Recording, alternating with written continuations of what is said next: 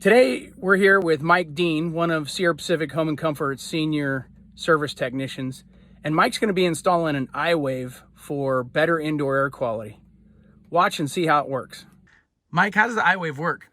The iWave works by creating positive and negative ions within your HVAC system, and they travel throughout the air, latching onto small particles in the air, making them larger so your filter can grab them, or they will drop to the floor and your vacuum will be able to pick them up.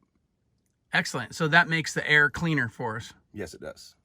Mike, what do people notice about an iWave once they've owned it for 5 or 6 days? One of the things our customers notice is the intense clean air that you're feeling, kind of if you were going to the mountains, breathing the air from the waterfalls, and just that fresh clean air that you notice when you're out on those trips. Making your home more comfortable and more enjoyable to be Absolutely. in, I bet. Yeah, absolutely. Where does the iWave go in the homeowner's heating and air system?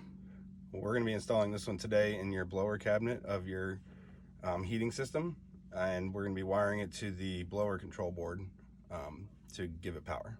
Okay, so it just works off of the same power that keeps the heating system working. It does, yes. And it works all year around with your cooling system as well, correct? Yes, it does.